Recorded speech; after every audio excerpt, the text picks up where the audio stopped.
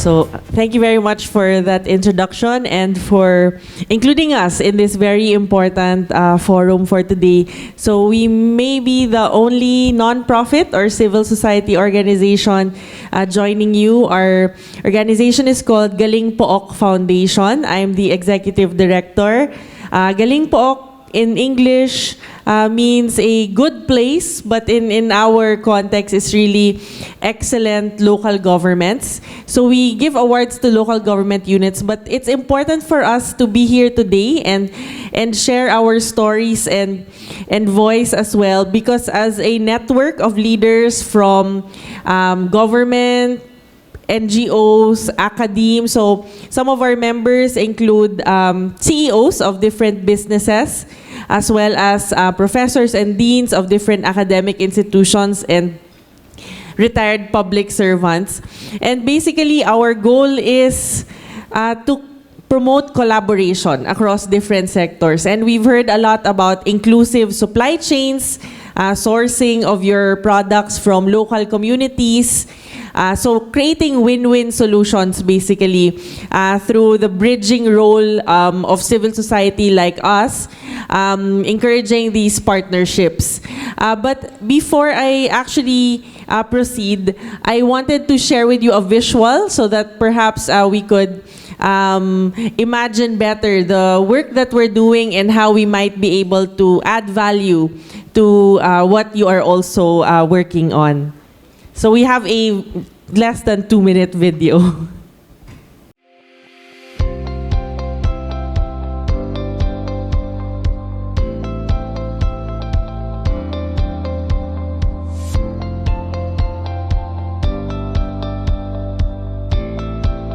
These are just a few of the projects that demonstrated positive results and impact in their communities through people's participation and empowerment, innovation and adaptation, resiliency and sustainability.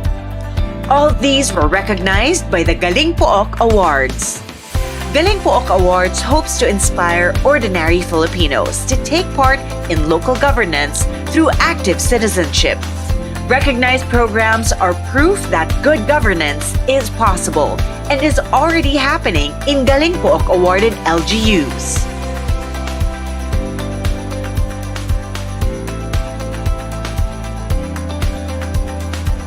On its 30th year, Galing Pook Awards is leveling up local governance, innovations towards building resilient communities.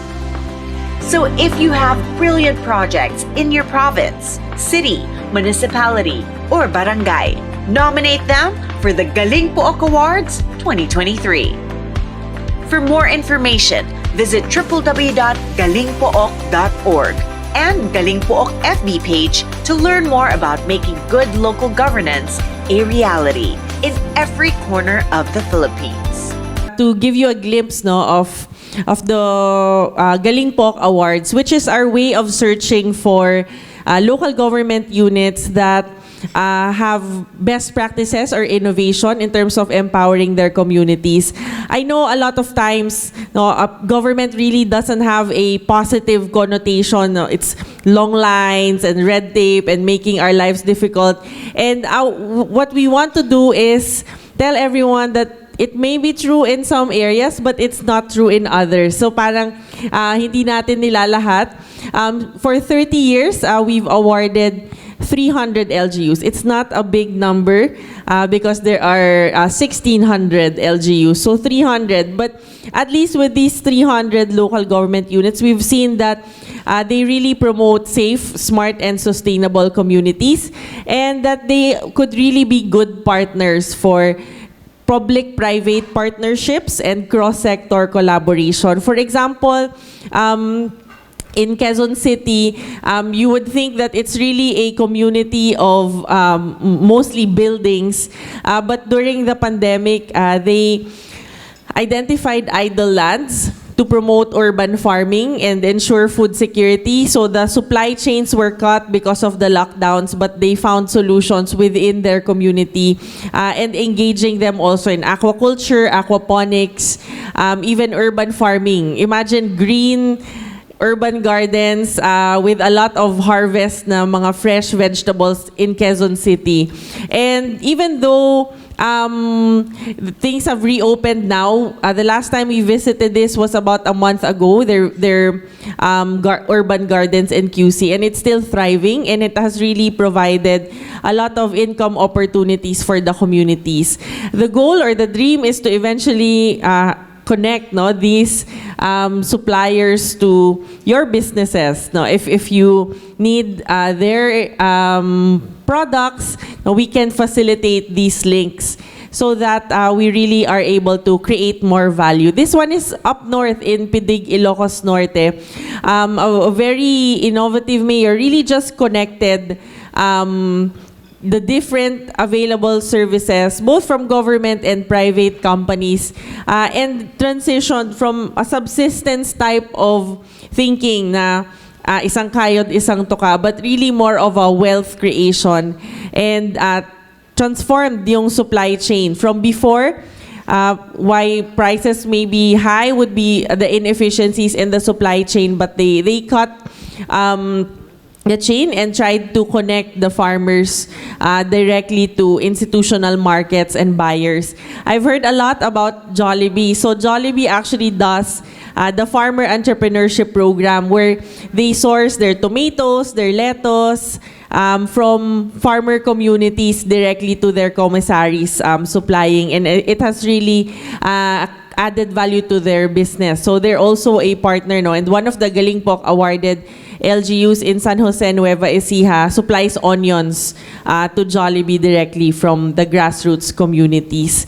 Another one that we think parang would really be areas for exploration are communities that promote ecotourism, services, food, a lot of opportunities also to collaborate in these areas. So when we think of Laguna, parang yung Pagsanhan Falls, yung isang tinitingnan. But there's actually another town right beside Pagsanhan, Cavinti, where is also part of that ecotourism zone. So these might also be interesting, for you to know more about and explore. And it's not just in areas here in Metro Manila, in Luzon, but actually, if I may also share with you, one of our awarded programs is in Basilan Province. So it's known for conflict, but when we went there last year,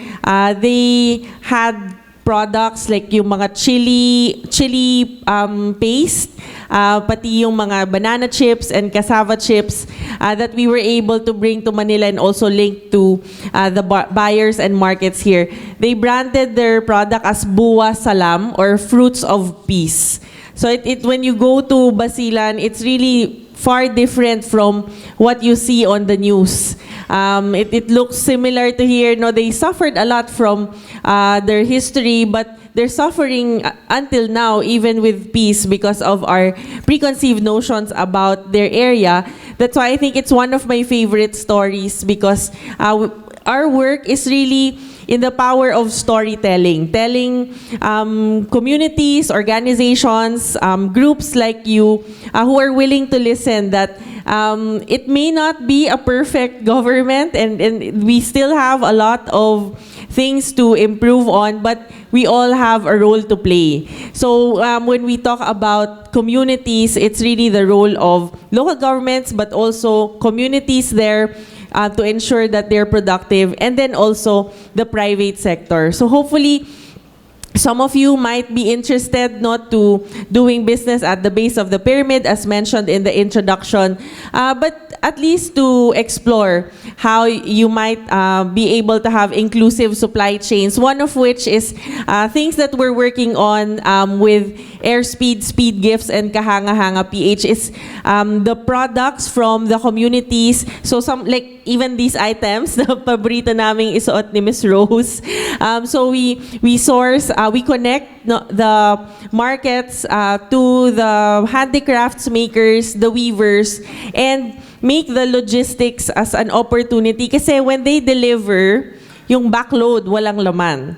So the dream really, the vision is to bring the products from the communities where they deliver back to us, yung consumers in the cities, so that we're able to help communities but at the same time make our businesses more efficient, more sustainable, more profitable.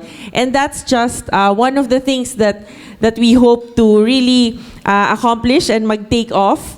And then afterwards, maybe more inclusive supply chain similar to sourcing of raw materials. So I think that really sums it all up, and we hope that at least this opened the hope in working with some progressive and effective local governments where we can really make a difference through public-private partnerships and cross-sector collaboration. And good luck on all of your businesses. We're here to work with all of you. Thank you very much.